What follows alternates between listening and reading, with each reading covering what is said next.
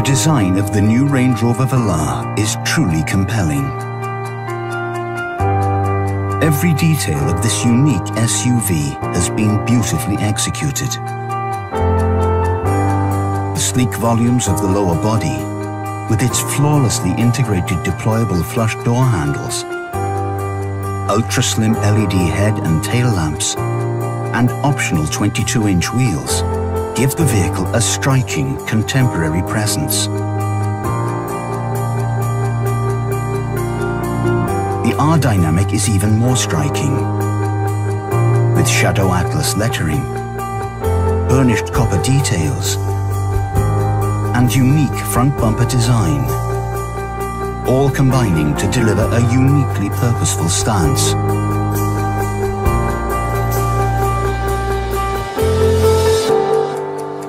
The Velar has a familiar Range Rover design architecture that exudes simplicity. Twin sliding armrests, configurable mood lighting,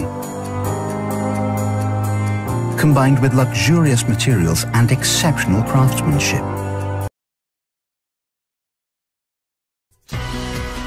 Some of the interior features I think the Enclave customers will come to appreciate the most is the increased interior flexibility, increased cargo space, quietness, and of course the all-new styling. We do have a new Smart Slide seating system in the second row. The great thing about it is if you have a child seat installed, the seat still articulates and you don't have to take that out. One feature I think will surprise a lot of people, and that's a rear camera washer. This camera really comes in handy and wipes all of that dust and debris away. The active twin clutch system certainly has better traction capability. The new 3.6 V6 produces over 300 horsepower with a 9-speed automatic transmission. People should be able to have a little fun en route to pick other people up. If I could use 3 words to describe the all-new Enclave, very simply it would be smart, stylish, and social. We know that we'll shatter your expectations with this all-new vehicle. Check it out. Now this car is pretty massive. It is longer than a Toyota Highlander and can seat up to 8 people just like the Honda Pilot. So let's get to know this SUV a little bit. The Subaru Ascent is right now is just a concept car. It's just in a design studio for now, but it's fully functional, the one that they're displaying here at the New York Auto Show, and it looks beyond amazing. It looks more like a luxury car. It's been a while since Subaru had a 7-seat option.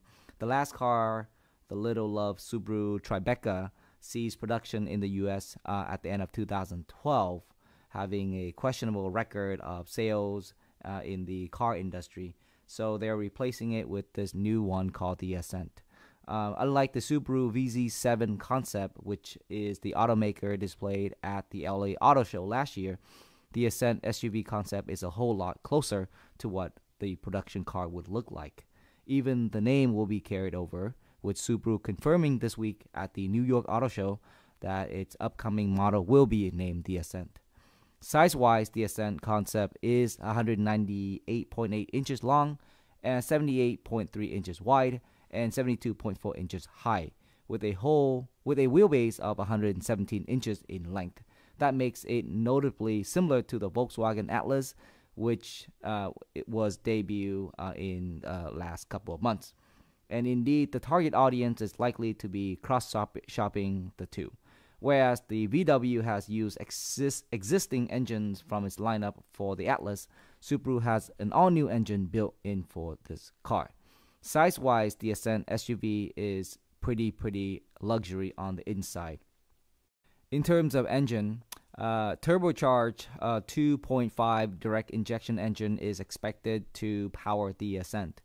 Other than that, the automaker is playing the details close to his chest, though we do know the production Ascent will have an all-wheel drive, just like the Outback and other Subaru models.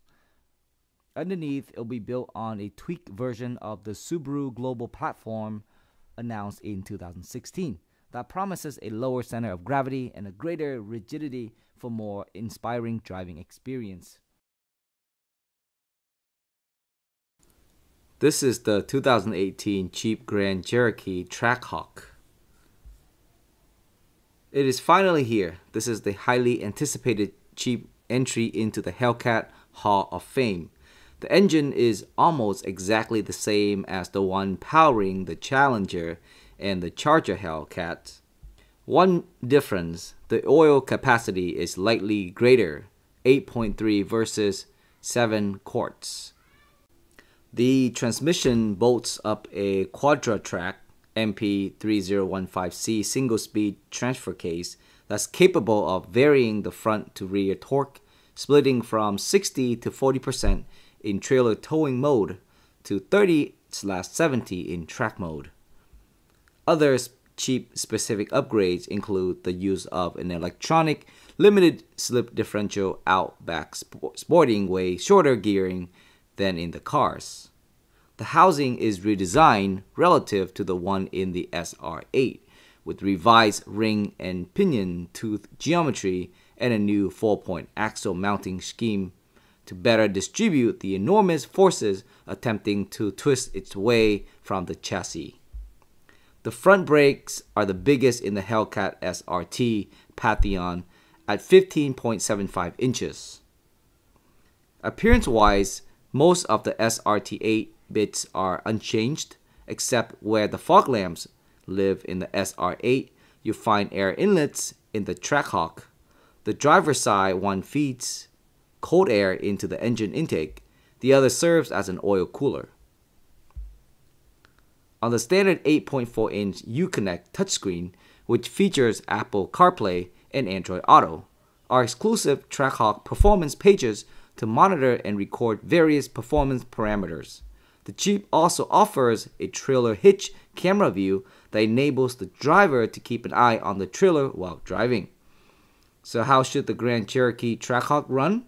Well, Jeep's official estimates are 0 to 60 in 3.5 seconds, the quarter mile in 11.6 seconds at 116 miles per hour, with a top speed of 180 miles per hour.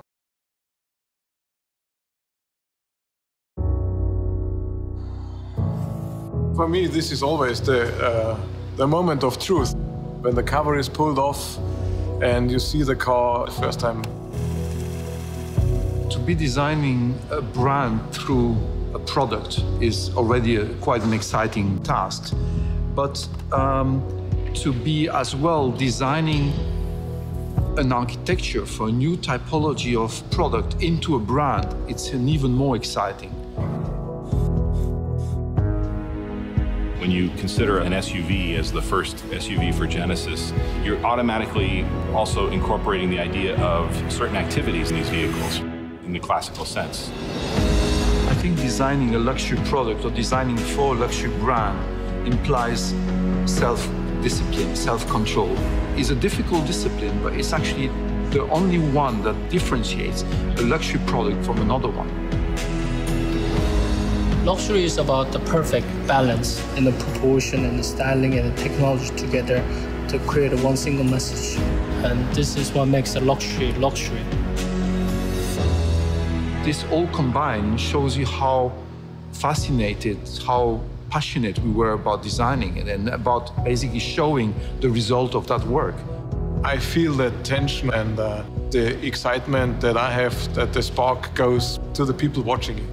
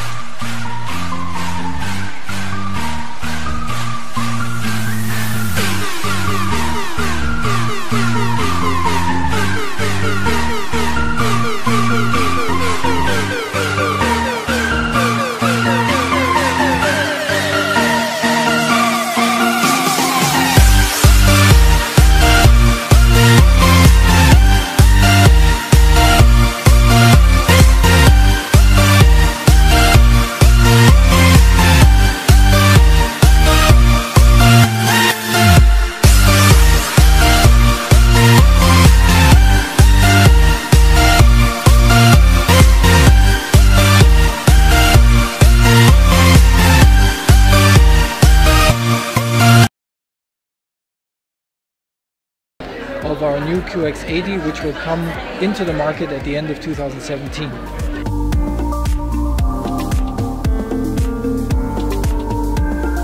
What we're doing is we're playing now with a little bit looking back at our current QX80 and also playing with what things we want to keep or evolve, amplify. Yes, we have artistry and we're all about that. But the artistry is really an execution of power and performance. So this part is, we always have it. So this is part of our powerful elegance. And so we'll always do that. So when you look at even the technology of the headlamps, there is still the human eye in this super advanced technology. So we'll always keep that.